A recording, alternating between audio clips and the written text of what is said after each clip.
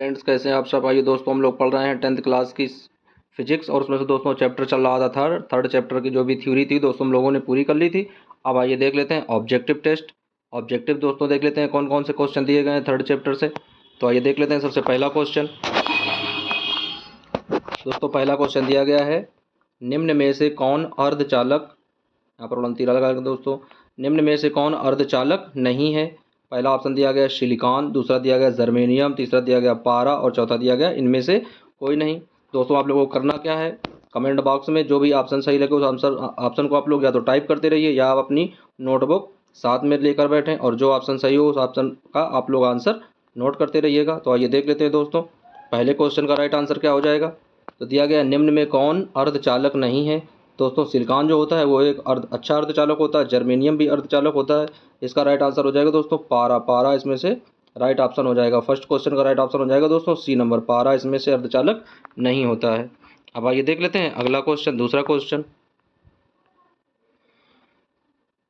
दोस्तों दूसरा क्वेश्चन दिया गया वोल्ट प्रति एम्पियर किसे प्रदर्शित करता है।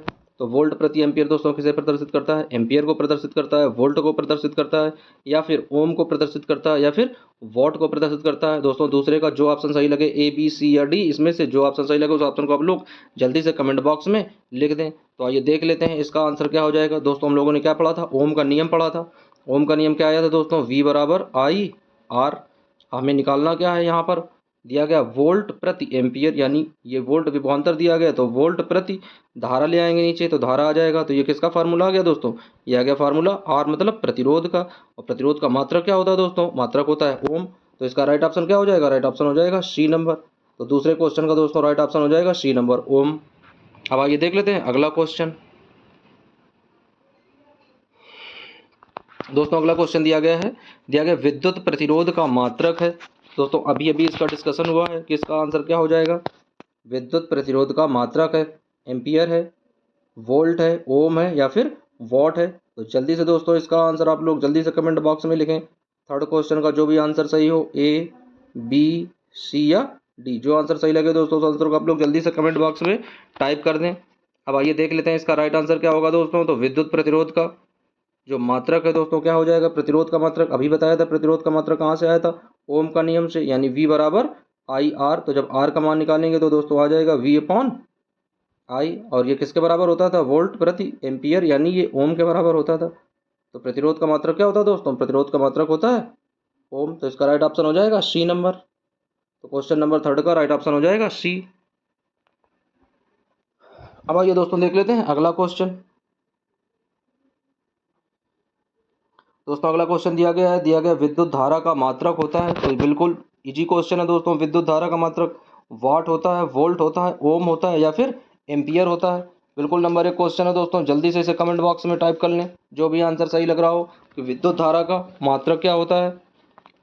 और विद्युत धारा का मात्रक दोस्तों निकालते किस तरीके से हैं, आइए समझ लेते हैं।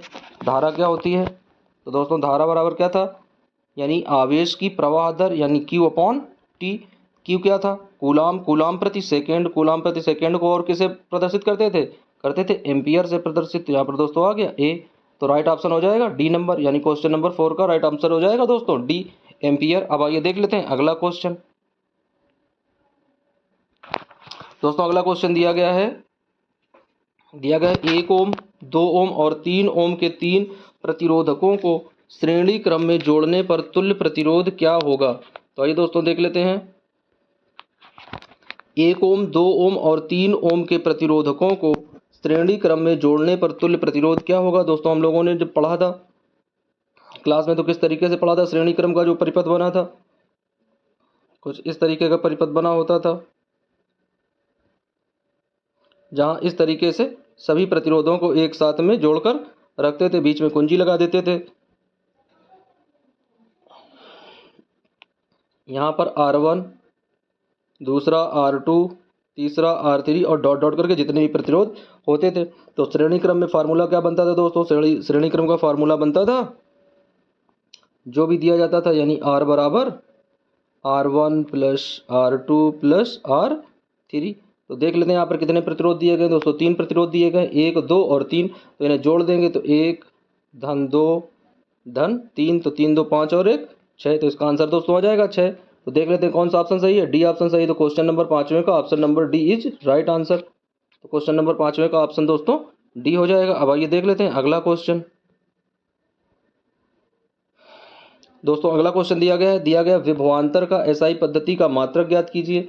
दिया गया दोस्तों जूल दिया गया है, वॉट दिया गया, एम्पर दिया गया या फिर वोल्ट दिया गया है। विभवांतर का एसआई पद्धति का मात्रक जूल, वॉट, एम्पियर या फिर वोल्ट। अब विभवांतर देख लेते हैं दोस्तों, विभवांतर होता क्या था। तो विभवांतर का फार्मूला क्या आया था, V बराबर W अपॉन Q। अब W क्या है दोस्तों, जूल, इसका क्या मात्रक होता है, कूलाम, तो जूल प्रति कूलाम किसके बराबर होता था, वोल्ट के बराबर। तो क्वेश्चन नंबर 6 का राइट आंसर हो जाएगा दोस्तों डी नंबर, वोल्ट। अब आइए दोस्तों देख लेते हैं अगला क्वेश्चन। अब दिया गया विभव का मात्रक क्या होता है दोस्तों। अब हम एक बात बता दें दोस्तों आप लोगों को, विभव और विभवांतर दोनों एक ही चीज होते हैं दोस्तों। विभवांतर में क्या होता है, जब वैद्युत क्षेत्र के अंदर एक बिंदु से दूसरे बिंदु तक कोई आवेश ले जाते हैं तो उसके द्वारा किया गया कार्य विभवांतर कहलाता है। और जब कोई अनंत से लेकर आते हैं विद्युत क्षेत्र के अंदर तो वो उस बिंदु के लिए विभव कहलाता है। तो दोनों का मात्रक समान होगा। तो इसका मात्रक क्या आ जाएगा दोस्तों, 7वें क्वेश्चन का राइट आंसर क्या हो जाएगा। जल्दी से आप लोग कमेंट बॉक्स में लिखें, बिल्कुल इजी क्वेश्चन है। अभी इससे पहले हमने बताया कि इसका आंसर क्या होगा। आइए देख लेते हैं दोस्तों। तो क्वेश्चन नंबर 7 का राइट ऑप्शन हो जाएगा बी नंबर यानी वोल्ट। देखते हैं अगला क्वेश्चन। दोस्तों अगला क्वेश्चन दिया गया है 100 वाट तथा 220 वोल्ट के विद्युत बल्ब के तंतु प्रतिरोध क्या होगा। तो इसका प्रतिरोध ज्ञात करना होगा। बहुत इजी क्वेश्चन है दोस्तों, किस तरीके से सॉल्व करेंगे आइए देख लेते हैं।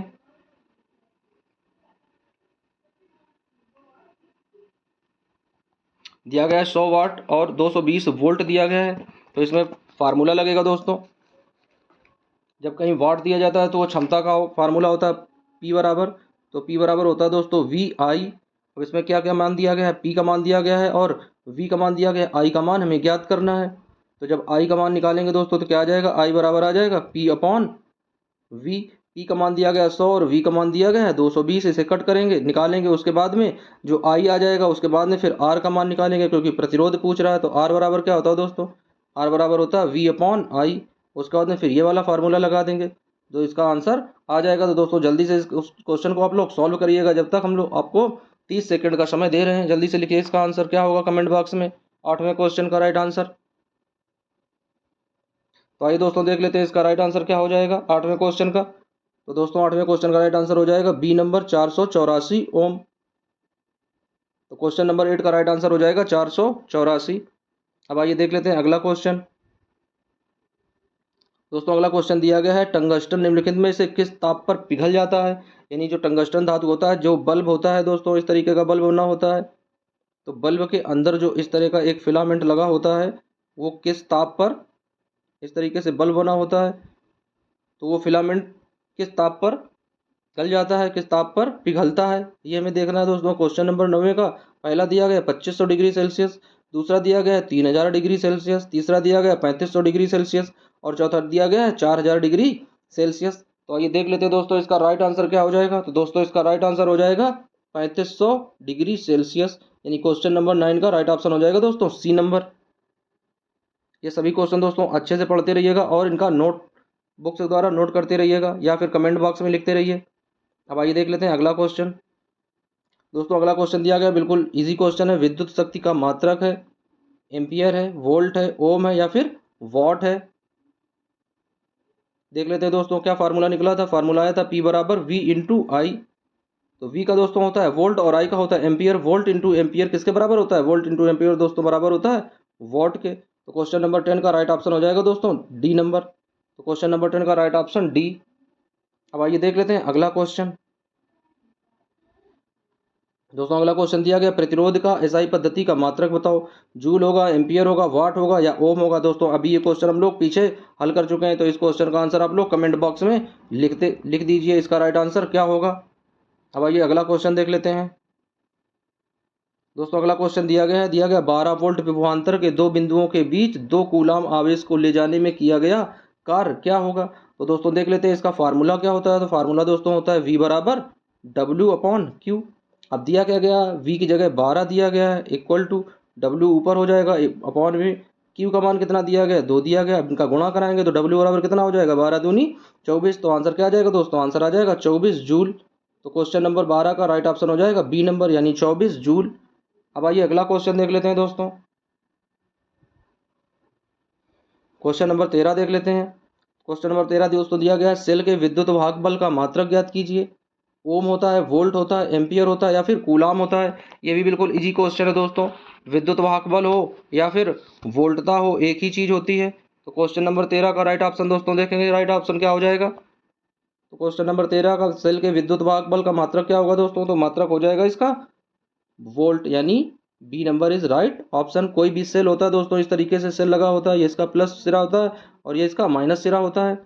यहाँ से यहाँ पर जब कोई भी सेल लगा होता है तो ई बराबर होता है दोस्तों वी आई। तो यहाँ पर हमेशा वोल्ट होता है, तो इस तरीके से इसका फार्मूला निकाल लेते हैं, यानी जो भी वोल्टता लगी होती है, जो भी बैटरी लगी होती है, उसको वोल्टता से प्रदर्शित करते हैं, उसका मात्रक हो जाएगा वोल्ट। अब आइए देख लेते हैं दोस्तों अगला क्वेश्चन। दोस्तों अगला क्वेश्चन दिया गया है, एक एमीटर के स्केल पर 0 से 2a के बीच 20 विभाग हैं, तो इनका अल्पतम मांग क्या होगा। दोस्तों फिर से एक बार देख लेते हैं, एक एमीटर के स्केल पर 0 तथा 2a के बीच 20 विभाग हैं, इनका अल्पतम मांग क्या होगा। 0.1 एम्पियर, 0.01 एम्पियर, 0.2 एम्पियर या फिर 0.02 एम्पियर। दोस्तों क्वेश्चन नंबर 14, जल्दी से इसका राइट ऑप्शन आप लोग कमेंट बॉक्स में दें, बिल्कुल इजी क्वेश्चन है। क्या होगा इसका राइट ऑप्शन, तो दोस्तों इसका राइट ऑप्शन हो जाएगा कि एक मीटर के स्केल पर 0 तथा 2a के बीच जो 20 विभाग होते हैं उनका अल्पतम मांग होता है दोस्तों 0.01 एम्पियर। तो इसका राइट ऑप्शन हो जाएगा 0.01 एम्पियर। अब आइए देख लेते हैं अगला क्वेश्चन। दोस्तों अगला क्वेश्चन दिया गया है, आवेश का एसआई पद्धति का मात्रक ज्ञात कीजिए। बिल्कुल इजी क्वेश्चन है। वोल्ट होगा, ओम होगा, जूल होगा या फिर कूलाम होगा। तो जल्दी से इसका आंसर आप लोग जल्दी से कमेंट बॉक्स में दें या नोटबुक में नोट करते रहिए। आवेश का एसआई पद्धति का मात्रक, तो दोस्तों देख लेते हैं आवेश का एसआई पद्धति का मात्रक। तो धारा का बराबर क्या होता है दोस्तों, आई बराबर क्यू अपॉन टी। तो जब आवेश निकालेंगे तो दोस्तों क्या आ जाएगा, Q equal to I into T. I का मात्रक क्या होता है दोस्तों, एम्पियर, और उसका सेकेंड, तो एम्पियर इंटू सेकेंड को क्या बोलते हैं, कूलाम। तो इसका राइट ऑप्शन हो जाएगा दोस्तों कूलाम। तो क्वेश्चन नंबर 15 का राइट ऑप्शन हो जाएगा डी नंबर, कूलाम। अगला क्वेश्चन दोस्तों दिया गया है, जब किसी चालक तार से विद्युत धारा प्रवाहित होती है तो गतिशील कण होते हैं। यानी जब किसी चालक में विद्युत धारा प्रवाहित होती है तो उसमें कौन गति करते हैं, परमाणु गति करते हैं, आयन गति करते हैं, प्रोटॉन गति करते हैं या फिर इलेक्ट्रॉन गति करते हैं। तो बिल्कुल इजी क्वेश्चन है दोस्तों, बहुत ही आसान सा है क्वेश्चन और इसका आसान सा आंसर है, आप लोग जल्दी से दें। जब किसी चालक तार में विद्युत धारा प्रवाहित होती है तो गतिशील कण क्या होते हैं दोस्तों, हमने आपको पढ़ाया था कि किसी भी चालक तार में प्रवाहित होने के लिए उसे क्या आवश्यक होते हैं, उसमें आवश्यक होते हैं दोस्तों मुक्त इलेक्ट्रॉन। तो इसमें कौन गति करेगा, गति करेंगे इलेक्ट्रॉन। तो राइट ऑप्शन हो जाएगा डी नंबर, क्वेश्चन नंबर 16 का राइट ऑप्शन डी, इलेक्ट्रॉन। अगला क्वेश्चन दोस्तों देख लेते हैं। अगला क्वेश्चन दिया गया, निम्नलिखित में कौन विद्युत का सुचालक है। सुचालक मतलब होता है दोस्तों जो अपने अंदर से विद्युत को आसानी से प्रवाहित होने दे। तो सल्फर दिया गया है, प्लास्टिक दिया गया है, आयोडीन दिया गया है और ग्रेफाइट दिया गया है। निम्नलिखित में कौन विद्युत का सुचालक है, तो देख लेते हैं दोस्तों इसमें कौन सा विद्युत का सुचालक होगा। क्वेश्चन नंबर 17 में तो दोस्तों यहाँ पर सल्फर तो होगा नहीं। उसके बाद प्लास्टिक में भी विद्युत प्रवाहित नहीं होती। उसके बाद में आयोडीन दिया गया, आयोडीन में भी नहीं होता दोस्तों। ग्रेफाइट दिया गया, ग्रेफाइट में धारा का प्रवाह हो जाता है। तो इसका राइट ऑप्शन हो जाएगा दोस्तों डी नंबर, ग्रेफाइट। अब आइए देख लेते हो दोस्तों क्वेश्चन नंबर 18 दिया गया, विभवांतर का मात्रक ज्ञात कीजिए। वॉट होता है, एम्पियर होता है, वोल्ट होता है या फिर ओम होता है। इसका भी आंसर दोस्तों हम पीछे आप लोगों को बता चुके हैं। जो ऑप्शन हो इसका आंसर आप लोग फटाक से कमेंट बॉक्स में लिख लें। आइए अगला क्वेश्चन देख लेते हैं दोस्तों। अगला क्वेश्चन दिया गया, विद्युत बल्ब का तंतु किस धातु का बना होता है। लोहे का होता है, टंगस्टन का होता है, तांबा का होता है या फिर सोना का होता है। दोस्तों अभी हमने आप लोगों को बताया था इस तरीके से बल्ब बनाकर कि किस तरीके से एक बल्ब बना होता है। यहाँ पर एक बल्ब बनाकर आप लोगों को समझा देते हैं। इस तरीके का एक बल्ब बना होता है और इसी में ये फिलामेंट तंतु इस तरीके से लगा होता है। तो ये फिलामेंट तंतु जो है ये किसका बना होता है दोस्तों, जल्दी से ऑप्शन आप लोग क्लिक करें। नंबर ए में दिया गया लोहा, 2 में दिया गया टंगस्टन, सी में दिया गया तांबा या डी में दिया गया है सोना। तो इसका देख लेते हैं राइट ऑप्शन क्या हो जाएगा दोस्तों। तो क्वेश्चन नंबर 19 का राइट ऑप्शन हो जाएगा टंगस्टन। अभी पीछे बताया भी था कि 3500 डिग्री सेल्सियस पर क्या होता है, पिघल जाता है। जब इसका टेम्परेचर 3500 डिग्री सेल्सियस हो जाएगा तो ये क्या होगा, टंगस्टन पिघल जाएगा और बल्ब जो है वो बेकार हो जाएगा। अब आइए देख लेते हैं अगला क्वेश्चन। दोस्तों अगला क्वेश्चन दिया गया है 10 ओम तथा 20 ओम के दो प्रतिरोधकों को श्रेणी क्रम में जोड़ा जाता है तो उसका समतुल्य प्रतिरोध क्या होगा। दोस्तों अभी हमने आपको बताया था श्रेणी क्रम और समांतर क्रम में, तो श्रेणी क्रम में जब जोड़ते थे तो क्या फार्मूला लगाते थे दोस्तों, फार्मूला लगाते थे R1 प्लस का R2। तो इसका राइट ऑप्शन देख लेते हैं क्या हो जाएगा, जल्दी से ऑप्शन इसका आप लोग क्लिक करिएगा, R1 और R2 देख लेते हैं। 20वें का राइट ऑप्शन क्या हो जाएगा दोस्तों, तो 20वें का राइट ऑप्शन हो जाएगा 30 ओम, क्योंकि दोनों जोड़ देंगे 10 ओम और 20 ओम आपस में जोड़ेंगे R1 R2 की जगह में, तो 30 ओम आंसर आ जाएगा। तो क्वेश्चन नंबर 20 का राइट ऑप्शन हो जाएगा दोस्तों 30 ओम। अब आइए देख लेते हैं अगला क्वेश्चन। दोस्तों अगला क्वेश्चन दिया गया किसी बल्ब से 220 वोल्ट पर 2 एम्पियर की धारा प्रवाहित होती है तो फिलामेंट का प्रतिरोध ज्ञात कीजिए। अब इसमें हमें धारा वोल्ट दिया गया है और धारा दी गई है और हमें आर का मान ज्ञात करना है। तो दोस्तों इसमें फार्मूला कौन सा लगा देंगे, V बराबर आई आर। तो जब आर का मान निकालेंगे तो आर बराबर क्या आ जाएगा दोस्तों, आर बराबर आ जाएगा V अपॉन में आई।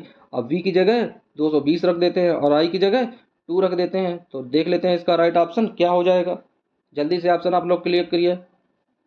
क्वेश्चन नंबर 21 का राइट ऑप्शन फार्मूला हमने आप लोगों के सामने लिख दिया है, V अपॉन आई। V का मान 220 दिया गया है और आई का मान 2A दिया गया है।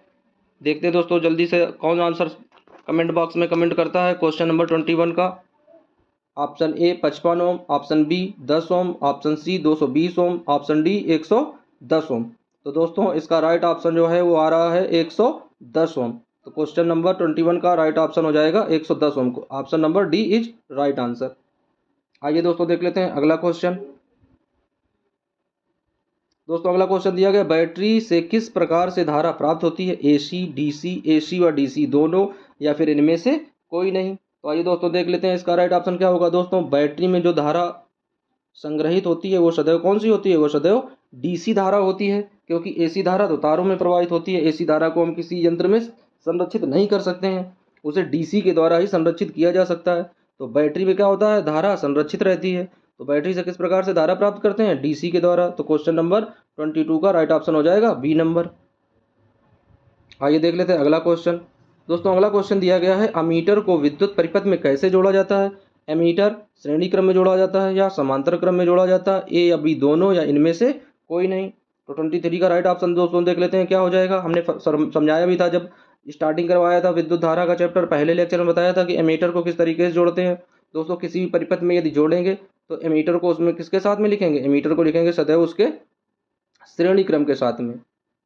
और यदि वोल्ट मीटर को जोड़ेंगे तो वोल्ट मीटर सदैव जोड़ा जाता है समांतर क्रम में। तो इसका राइट ऑप्शन हो जाएगा A नंबर, यानी 23 का राइट ऑप्शन हो जाएगा A श्रेणी क्रम में। अब आइए चलते हैं अगला क्वेश्चन देख लेते हैं। दोस्तों अगला क्वेश्चन दिया गया वोल्ट मीटर को विद्युत परिपथ में कैसे जोड़ा जाता है। देखो अभी पीछे बताया बिल्कुल जस्ट वही आ गया, श्रेणी क्रम में जोड़ते हैं, समांतर क्रम में जोड़ते हैं, A व B दोनों या इनमें से कोई नहीं। तो अब इसका तो आंसर जल्दी से आप लोग बता दो कौन सा होगा, इतने तो समझदार हो सब लोग। देख लेते हैं 24 का राइट ऑप्शन क्या हो जाएगा। बहुत सही, और बहुत से बच्चे बता रहे हैं कि 24 का राइट ऑप्शन हो जाएगा समांतर क्रम में। तो इसका राइट ऑप्शन हो जाएगा दोस्तों B नंबर, समांतर क्रम। अब आइए देख लेते हैं अगला क्वेश्चन। दोस्तों अगला क्वेश्चन दिया गया है विभवांतर मापने वाले यंत्र को क्या कहते हैं। एमीटर कहते हैं, वोल्ट मीटर कहते हैं, गैल्वेनोमीटर कहते हैं या इनमें से कोई नहीं। तो दोस्तों देख लेते हैं इसका राइट ऑप्शन क्या हो जाएगा। एमीटर से क्या मापते हैं दोस्तों, एमीटर से धारा मापते हैं। वोल्ट मीटर से क्या मापते हैं दोस्तों, वोल्ट मीटर से हम लोग वोल्टता मापते हैं, विभवांतर मापते हैं। और गैल्वेनोमीटर क्या होता है, ये सूक्ष्म धारा यानी सबसे कम धारा कितनी होती है उसे मापा जाता है। और इनमें से कोई नहीं है तो आपसे है नहीं। तो विभवांतर को मापने के लिए क्या प्रयोग करते हैं, विभवांतर को मापने के लिए वोल्ट मीटर का प्रयोग किया जाता है। तो 25 का राइट ऑप्शन हो जाएगा दोस्तों B नंबर। अब आइए देख लेते हैं अगला क्वेश्चन। दोस्तों अगला क्वेश्चन दिया गया 1 वोल्ट कहलाता है जूल प्रति सेकेंड के बराबर, जूल प्रति कूलाम के बराबर या जूल प्रति एम्पियर के बराबर या इनमें से कोई नहीं। ये भी आंसर दोस्तों आप लोग जल्दी से कमेंट बॉक्स में लिखें। ये भी आंसर हम बता चुके हैं पीछे कि 1 वोल्ट यानी विभवांतर का मात्रक क्या होता है। विभवांतर का मात्रक वोल्ट के अलावा और क्या होता है। 10 सेकेंड का ऑप्शन समय है दोस्तों, जल्दी से 26 का आंसर आप लोग टाइप करिए। वोल्ट का क्या होता है दोस्तों, तो देख लेते हैं वोल्ट का क्या हो जाता है दोस्तों, जूल प्रति कूलाम, क्योंकि वोल्ट बराबर क्या होता है, देख लेते हैं यहाँ पर वोल्ट बराबर होता है दोस्तों W/Q, तो वोल्ट का क्या हो जाएगा, जूल प्रति कूलाम। तो राइट ऑप्शन हो जाएगा दोस्तों बी नंबर। तो 26 का राइट ऑप्शन बी, जूल प्रति कूलाम। अब आइए देख लेते हैं दोस्तों अगला क्वेश्चन। दोस्तों अगला क्वेश्चन दिया गया किलोवाट घंटा का मात्रक है, बहुत ही इजी क्वेश्चन है और ये बताया भी गया है आप लोगों को। किलोवाट घंटा का मात्रक क्या होगा, पहला ऑप्शन दिया गया धारा का मात्रक है, समय का मात्रक है, विद्युत ऊर्जा का मात्रक है, या फिर विद्युत शक्ति का मात्रक है। बिल्कुल इजी क्वेश्चन है दोस्तों, देख लेते हैं इसका राइट ऑप्शन क्या हो जाएगा। किलोवाट घंटा किसका मात्रक है दोस्तों, तो दोस्तों किलोवाट घंटा मात्रक है विद्युत ऊर्जा का, तो इसका राइट ऑप्शन हो जाएगा सी नंबर। 27 का राइट ऑप्शन हो जाएगा दोस्तों सी नंबर, विद्युत ऊर्जा का मात्रक है किलोवाट घंटा, जिससे यूनिट के द्वारा हम लोग ज्ञात करते हैं। आप लोग समझ रहे होंगे विद्युत शक्ति, तो दोस्तों विद्युत शक्ति का मात्रक होता है वाट, परेशान ना हो, विद्युत शक्ति P बराबर क्या होता है वाट, यानी P बराबर V/I। और ये होता है विद्युत ऊर्जा, इसके द्वारा क्या निकालते हैं, यूनिट निकालते हैं, वाट गुणे घंटे गुणे दिन बटे 1000, इस तरीके से। तो ये विद्युत ऊर्जा का मात्रक है। अब आइए देख लेते हैं अगला क्वेश्चन। दोस्तों अगला क्वेश्चन दिया गया 28 दिया गया विद्युत हीटर की कुंडली में किसका प्रयोग किया जाता है, तो दोस्तों देख लेते हैं विद्युत हीटर की कुंडली में किसका प्रयोग किया जाता है। क्वेश्चन नंबर 28 दिया गया है विद्युत हीटर में किसका प्रयोग किया जाता है, यानी विद्युत हीटर में जो इस तरीके से गोल गोल ऐसे चारों तरफ ऐसे तार लगे होते हैं, वो कौन सी धातु के तार बने होते हैं, वो नाइक्रोम के होते हैं, टंगस्टन के होते हैं, तांबे के होते हैं, या फिर जस्ते के होते हैं। दोस्तों जल्दी से इसका राइट आंसर आप लोग क्लिक करिए। तो दोस्तों इसका राइट ऑप्शन हो जाएगा नाइक्रोम धातु के होते हैं वो तार, क्योंकि टंगस्टन तो बहुत हल्का होता है, बल्ब में लगा होता है और बहुत जल्दी बेकार हो जाता है। तो ये कौन सी धातु होती है दोस्तों, ये होती है नाइक्रोम धातु, जिससे विद्युत हीटर में तार लगाए जाते हैं। अब आइए देख लेते हैं 28 का राइट ऑप्शन दोस्तों ए नंबर। देखते हैं दूसरा क्वेश्चन। दोस्तों दूसरा क्वेश्चन दिया गया विद्युत चुंबक बनाए जाते हैं इस्पात के यानी लोहे के, चांदी के, पीतल के, या नर्म लोहे के। तो दोस्तों इसका राइट आंसर बिल्कुल एकदम आसान क्वेश्चन है, चुंबक किसके बनाए जाते हैं 29, तो दोस्तों चुंबक बनाए जाते हैं नर्म लोहे के। तो question number D is right answer, 29 question का option number D is right.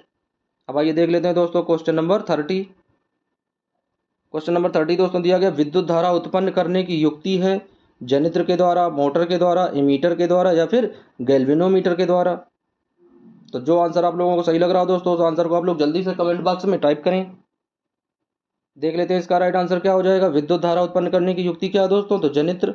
जनित्र क्या होता है, जनित्र होता है दोस्तों जनरेटर, जिसे बोलते हैं हम लोग जनरेटर। जनरेटर के द्वारा धारा उत्पन्न होती है, जो शादी ब्याह में प्रयोग किया जाता है जनरेटर। अब आइए देख लेते हैं अगला क्वेश्चन। दोस्तों अगला क्वेश्चन दिया गया 1 HP यानी 1 अश्वशक्ति किसके बराबर होता है, 746 वाट के बराबर, 736 वाट के बराबर, 767 वाट के बराबर, या 756 वाट के बराबर। दोस्तों बिल्कुल इजी क्वेश्चन है, बताया भी जा चुका है आप लोगों को। तो इसका राइट ऑप्शन क्या हो जाएगा, जल्दी से क्लिक करिए। 1 2 3 4 5।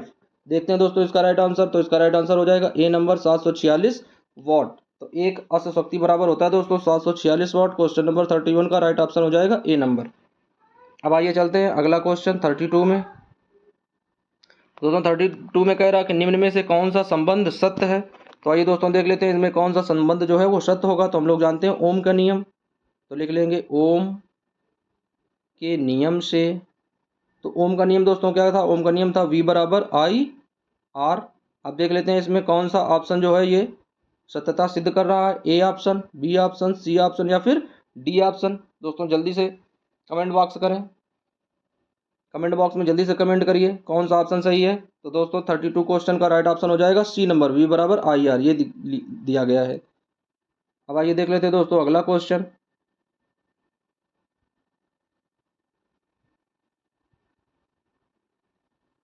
अगला क्वेश्चन दोस्तों दिया गया निम्न में से कौन पद विद्युत परिपथ में विद्युत शक्ति को निरूपित करता है, यानी विद्युत शक्ति को कौन निरूपित करता है, I²R, IR², V²I, या VI²। तो दोस्तों देख लेते हैं इसका राइट ऑप्शन क्या हो जाएगा। तो सबसे पहले समझ लेते हैं शक्ति का मात्रक, तो क्या होता है दोस्तों P/VI। अब यहाँ पर V बराबर देख लेते हैं दोस्तों, V बराबर क्या हो जाता है, V बराबर हो जाता है आई आर के। तो यहाँ V का मान रखेंगे दोस्तों, तो आई V की जगह आई आर आ जाएगा, तो आई आई मिलकर आई स्क्वायर हो जाएगा और आगे आर आ जाएगा। तो देख लेते हैं कहाँ पर दिया गया आई स्क्वायर आर। तो दोस्तों आई स्क्वायर आर दिया गया है ऑप्शन नंबर 1 में। तो क्वेश्चन नंबर 33 का ऑप्शन नंबर दोस्तों सही हो जाएगा 1, यानी A number is right option. I square R दिया गया है। अब आइए अगला क्वेश्चन देख लेते हैं दोस्तों। अगला क्वेश्चन दिया गया है, स्थिर विद्युत में आवेश विरामावस्था में रहते हैं, गति की अवस्था में रहते हैं, दोनों अवस्था में रहते हैं, किसी भी अवस्था में नहीं रहते हैं। ये ऑप्शन एक बार फिर से पढ़िए दोस्तों। स्थिर विद्युत में आवेश, यानी जब विद्युत जो है वो स्थिर होगी एक जगह, तो उसमें आवेश क्या होगा, विरामावस्था में रहेगा, गतिमान अवस्था में रहेगा, दोनों अवस्थाओं में रहेगा, या इनमें से किसी भी अवस्था में नहीं रहेगा। तो क्वेश्चन नंबर 34 का देख लेते हैं दोस्तों, ऑप्शन क्या हो जाएगा। तो यदि इस विद्युत कैसा है, स्थिर है, तो उसमें विरामावस्था में रहेगा। आवेश भी कैसा रहेगा, वो भी स्थिर रहेगा। जब विद्युत स्थिर है तो आवेश भी स्थिर रहेगा। तो option number A is right option हो जाएगा, विरामावस्था। अब आइए दोस्तों देख लेते हैं अगला क्वेश्चन। अगला क्वेश्चन दिया गया, धारा में आवेश रहते हैं विरामावस्था में, गतिमान अवस्था में, किसी भी अवस्था में, या इनमें से कोई नहीं। तो दोस्तों देख लेते हैं 35 का राइट ऑप्शन क्या हो जाएगा। धारा में आवेश रहते हैं। धारा में क्या होता है दोस्तों, आवेश की प्रवाह दर ही क्या कहलाती है, धारा कहलाती है। तो जब आवेश की प्रवाह दर धारा कहलाएगी तो आवेश क्या करेगा, उसमें बहने लगेगा, गति करने लगेगा। तो जब आवेश गति करेगा तो कौन सी अवस्था आ जाएगी, गति की अवस्था। तो धारा में आवेश क्या करते हैं, गतिमान अवस्था में रहते हैं। तो क्वेश्चन नंबर 35 का राइट ऑप्शन हो जाएगा बी नंबर। अब आइए चलते हैं अगला क्वेश्चन देख लेते हैं अगला क्वेश्चन दिया गया है ऊर्जा का एसआई पद्धति का मात्रक क्या होगा। बिल्कुल इजी क्वेश्चन है दोस्तों। पहला दिया गया कैलोरी, दूसरा दिया गया जूल, तीसरा दिया गया ताप, और चौथा दिया गया इनमें से कोई नहीं। तो दोस्तों क्वेश्चन नंबर 36 का आंसर जल्दी से आप लोग कमेंट बॉक्स में या नोटबुक में लिखिए। आइए देख लेते हैं क्वेश्चन नंबर 36 का राइट ऑप्शन क्या हो जाएगा। दोस्तों ऊर्जा का एसआई पद्धति का मात्रक क्या होता है दोस्तों, एसआई पद्धति का मात्रक होता है जूल। ऊर्जा का हो या कार्य का हो, उसका मात्रक क्या होता है दोस्तों, जूल होता है। तो क्वेश्चन नंबर 36 का राइट ऑप्शन हो जाएगा बी नंबर, यानी B number is right option. अब आइए देख लेते हैं दोस्तों अगला क्वेश्चन। क्वेश्चन नंबर 37 दिया गया 1 किलोवाट घंटा का व्यवहारिक मात्रक क्या होगा। दोस्तों 1 किलोवाट घंटा क्या होता है, यूनिट, वाट, वाट घंटा, या जूल प्रति घंटा। जल्दी से ऑप्शन दोस्तों क्लिक करिए। इसका राइट ऑप्शन क्या हो जाएगा 37 का। 1 किलोवाट घंटा किसके बराबर होता है दोस्तों, 1 किलोवाट घंटा बराबर 1000। तो ये किसके बराबर होता है दोस्तों, ये बराबर हो जाता है A number unit, B number watt, C number watt घंटा, या डी नंबर जूल प्रति घंटा। देख लेते हैं इसका राइट ऑप्शन क्या होगा, जल्दी से कमेंट बॉक्स में या आप अपने नोटबुक में लिखिए इसे। तो देख लेते हैं इसका राइट ऑप्शन क्या हो जाएगा दोस्तों। तो 1 किलोवाट घंटा क्या हो जाता है, 1 किलोवाट घंटा होता है 1 यूनिट के बराबर। तो क्वेश्चन नंबर 37 का option number A is right option. अब आइए दोस्तों देख लेते हैं अगला क्वेश्चन दिया गया है 38। दिया गया है 1 जूल का मान होता है। तो 1 जूल का मान दोस्तों दिया गया है 4.18 कैलोरी, 0.24 कैलोरी, 0.42 कैलोरी, या इनमें से कोई नहीं। दोस्तों ये आंसर, ये क्वेश्चन आप लोगों को हमने पढ़ाया है लेक्चर में। यदि जिस बच्चे ने अच्छे से देखा होगा वो इस क्वेश्चन का आंसर आसानी से दे पाएगा। A number 4.18, B number 0.24, C number 0.42, या डी नंबर इनमें से कोई नहीं। तो दोस्तों 38 का राइट ऑप्शन क्या हो जाएगा, जल्दी से आप ऑप्शन क्लिक करिए दोस्तों, जो ऑप्शन आप लोगों को सही लग रहा हो। 1 जूल का मान क्या होता है,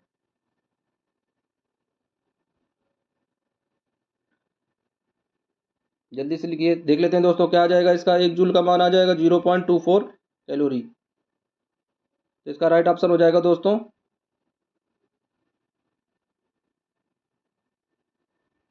अब आइए देख लेते हैं अगला क्वेश्चन क्या हो जाएगा।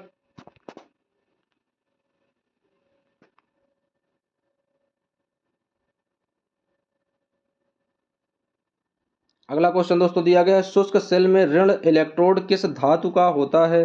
तो देख लेते हैं दोस्तों, शुष्क सेल में इलेक्ट्रोड जो है वो किस धातु का बना होता है। तो शुष्क सेल में ऋण इलेक्ट्रोड किस धातु का बना होता है। क्वेश्चन नंबर 39 पहला दिया गया कार्बन का, दूसरा दिया गया जस्ता का, तीसरा दिया गया तांबा का, और चौथा दिया गया है इनमें से कोई नहीं। तो दोस्तों देख लेते हैं इसका राइट ऑप्शन क्या हो जाएगा। शुष्क सेल में ऋण इलेक्ट्रोड किस धातु का बना होता है? क्वेश्चन नंबर 39 का देख लेते हैं दोस्तों, कौन सा राइट ऑप्शन हो जाएगा। तो दोस्तों ये बना होता है जस्ता का। Option number B is right option.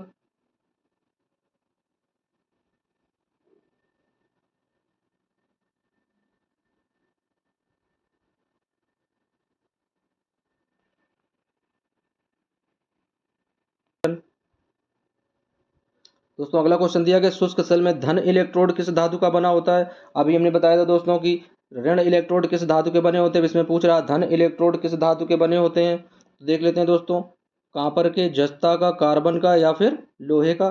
तो धन इलेक्ट्रोड दोस्तों बने होते हैं, जल्दी से ऑप्शन आप लोग क्लिक करो, कॉपर, जस्ता, कार्बन या फिर लोहे का।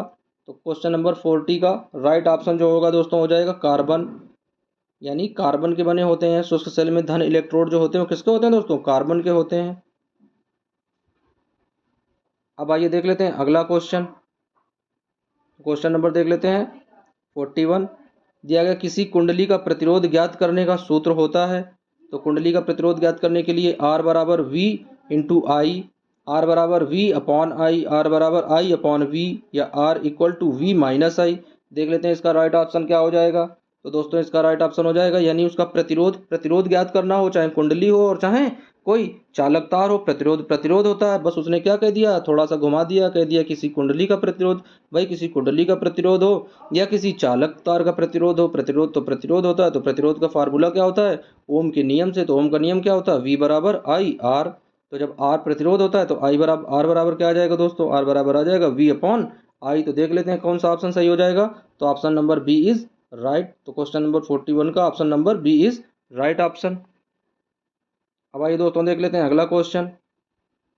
अगला क्वेश्चन दोस्तों दिया गया बिजली के फ्यूज का तार बना होता है, यानी बिजली के जो फ्यूज लगाते हैं, जहाँ पर कटआउट लगाते हैं दोस्तों, उसमें फ्यूज जब बांधते हैं तो फ्यूज किस तार के बने होते हैं, टिन के बने होते हैं, तांबे के बने होते हैं, तांबे और टिन दोनों के होते हैं, या इनमें से कोई नहीं। तो दोस्तों देख लेते हैं इसका राइट ऑप्शन क्या हो जाएगा, A number, B number, C number या फिर डी नंबर। तो दोस्तों बिजली के जो फ्यूज होते हैं, जो फ्यूज का जो तार होता है वो बना होता है दोस्तों तांबे और टिन दोनों के होते हैं। तो question number C is right option, question number 42 का option number C is right. आइए देख लेते हैं अगला क्वेश्चन। दोस्तों अगला क्वेश्चन दिया गया है एक इलेक्ट्रॉन वोल्ट किसके बराबर होता है। 1.6 गुणे 10 की घात माइनस 19 जूल के, 1.6 गुणे 10 की घात माइनस 30 जूल के, या 1.6 गुणे 10 की घात 27 जूल के, या इनमें से कोई नहीं। दोस्तों ये ऑप्शन एकदम से इजी है और इलेक्ट्रॉन के बारे में हमने पढ़ाया भी था। इस ऑप्शन को आप लोग जल्दी से क्लिक करें, बिल्कुल इजी क्वेश्चन है। और जो बच्चा इस आंसर का सही जवाब देगा उसके लिए ये इमोजी है एकदम अच्छे से। तो इसका राइट ऑप्शन क्या हो जाएगा दोस्तों। और जो बच्चा इस क्वेश्चन का सही से जवाब नहीं दे पाया उसके लिए फिर ये इमोजी बन जाएगी। तो बहुत से बच्चे सही आंसर दे रहे हैं, उनके लिए ये इमोजी कार करेगी, यानी इसका राइट ऑप्शन हो जाएगा 1.6 इंटू 10 की पावर माइनस 19 जूल। तो क्वेश्चन नंबर 43 का राइट ऑप्शन हो जाएगा ए नंबर। अब आइए अगला क्वेश्चन देख लेते हैं दोस्तों। दिया गया कह रहा 1 मिली एम्पियर कितने के बराबर होता है। भाई 1 मिली एम्पियर, एम्पियर तो हम जानते हैं एम्पियर होता है, और मिली कितने के बराबर होता है, तो मिली बराबर होता है 10 की पावर माइनस 3 एम्पियर के। राइट ऑप्शन एकदम। कहाँ पे ये ऑप्शन दिया गया है, ये ऑप्शन दिया गया ए नंबर में। तो क्वेश्चन नंबर 44 का राइट ऑप्शन हो जाएगा ए नंबर। अब आइए चलते हैं अगला क्वेश्चन देख लेते हैं। तो दोस्तों अगला क्वेश्चन दिया गया एक माइक्रो एम्पियर का मान क्या होता है। तो एक माइक्रो एम्पियर का मान पूछ रहा है, एक माइक्रो एम्पियर का मान कितना है। तो इसका भी आंसर जल्दी से आप लोग कमेंट बॉक्स में दें और एकदम अच्छी सी इमोजी ले जाएं। बिल्कुल इजी क्वेश्चन है, बताया भी गया था आप लोगों को।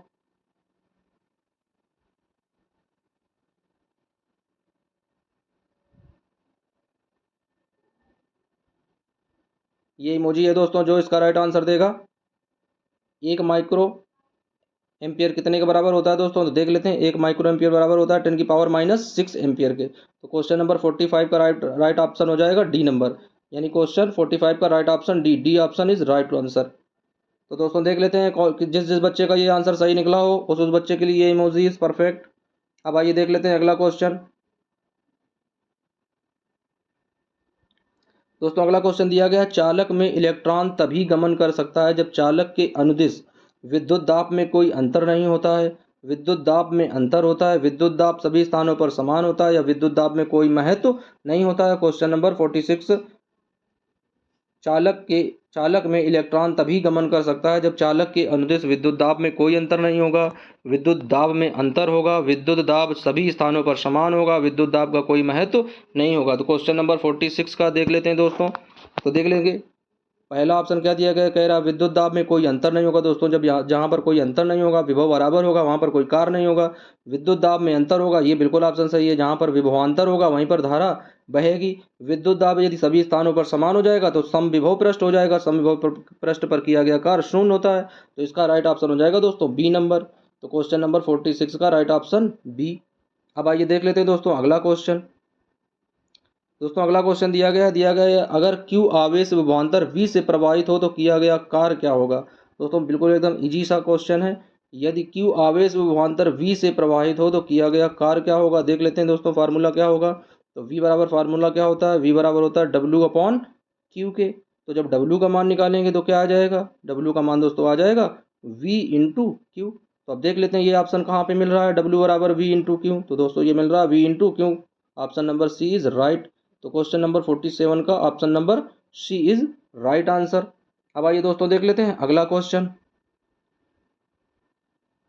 दोस्तों अगला क्वेश्चन दिया गया है सेल बाहरी परिपथ में जिस प्लेट से धारा भेजती है, यानी सेल जो है वो बाहरी परिपथ में जिस प्लेट से धारा भेजता है उस सेल को क्या कहते हैं। उसे धन ध्रुव कहते हैं, ऋण ध्रुव कहते हैं, या दोनों कहते हैं, या इनमें से कोई नहीं कहते हैं। तो क्वेश्चन नंबर 48 का देख लेते हैं दोस्तों। राइट आंसर क्या होगा 48 का। तो सेल जिस परिपथ में जिस प्लेट से धारा भेजता है, जैसे कोई इस तरीके का परिपथ बना होता है, ये इसका होता है प्लस सिरा और ये होता है इसका माइनस सिरा। तो यहाँ से जब धारा भेजता है तो धारा की दिशा सदैव उसके धन सिरे से होती है, क्योंकि इलेक्ट्रॉन उसके विपरीत सिरे में जाते हैं, इस वजह से धारा ऊपर की ओर होती है। तो इसका राइट ऑप्शन हो जाएगा दोस्तों धन ध्रुव। तो क्वेश्चन नंबर 48 का राइट ऑप्शन हो जाएगा धन ध्रुव। अब आइए दोस्तों देख लेते हैं अगला क्वेश्चन। तो दोस्तों क्वेश्चन नंबर दिया गया 49। कह रहा किसी चालक का प्रतिरोध निर्भर करता है, चालक की लंबाई पर निर्भर करता है, चालक के अनुप्रस्थ काट के क्षेत्रफल पर निर्भर करता है, चालक की प्रकृति पर निर्भर करता है, या उपर्युक्त सभी पर निर्भर करता है। बहुत ही इजी क्वेश्चन है दोस्तों, फिर से एक बार देख लेते हैं। चालक का प्रतिरोध किन किन बातों पर निर्भर करता है, ये आंसर डिस्कस भी हुआ था लेक्चर में। चालक का प्रतिरोध चालक की लंबाई पर निर्भर करता है, चालक के अनुप्रस्थ काट पर निर्भर करता है, चालक की प्रकृति पर निर्भर करता है। जो चालक का प्रतिरोध होता है दोस्तों, इसका ऑप्शन क्या आया था, जो चालक का प्रतिरोध था वो उसकी लंबाई पर भी निर्भर करता था, उसके क्षेत्रफल पर भी निर्भर करता था, इस तरीके से। तो इसका राइट ऑप्शन हो जाएगा दोस्तों डी नंबर। तो क्वेश्चन नंबर 49 का राइट ऑप्शन हो जाएगा D number is right option. अब आइए दोस्तों देख लेते हैं अगला क्वेश्चन। दोस्तों अगला क्वेश्चन दिया गया किसी स्थायी विद्युत धारा द्वारा समय आई में उत्पन्न ऊष्मा की क्या मात्रा होगी यदि ऊष्मा h है। दोस्तों क्या दिया गया, किसी स्थायी विद्युत धारा द्वारा समय में उत्पन्न ऊष्मा की क्या मात्रा है, और यदि ऊष्मा h है तो उसका मान क्या होगा। पहला दिया गया h बराबर वी टी, दूसरा दिया गया h बराबर वी आई टी, तीसरा दिया गया h बराबर वी आई अपॉन टी, तीसरा दिया गया h बराबर वी टी अपॉन आई। दोस्तों देख लेते हैं इसका राइट आंसर क्या होगा। बिल्कुल इजी क्वेश्चन है। तो दोस्तों देख लेते हैं इसका राइट ऑप्शन क्या हो जाएगा। इसका राइट ऑप्शन हो जाएगा h बराबर वी आई टी। अब यहाँ पर v का मान रख देते हैं दोस्तों। तो v बराबर हम लोग जानते हैं ओम की नेम में v बराबर होता है आई आर। तो यहाँ पर रखेंगे v बराबर आई आर रखेंगे तो क्या आ जाएगा, यहाँ पर आई आई मिलकर आई स्क्वायर हो जाएगा, आई स्क्वायर आर टी। तो h बराबर क्या आ जाएगा दोस्तों, आई स्क्वायर आर टी। तो यहाँ पर क्या दिया गया, पूरा आंसर नहीं दिया गया, वी आई टी केवल दिया गया, तो ये ऑप्शन आ जाएगा h बराबर वी आई टी। तो क्वेश्चन नंबर 50 का राइट ऑप्शन हो जाएगा दोस्तों बी नंबर। तो दोस्तों इस तरीके से क्वेश्चन नंबर 50 का राइट ऑप्शन हो जाएगा बी, यानी B option is right answer.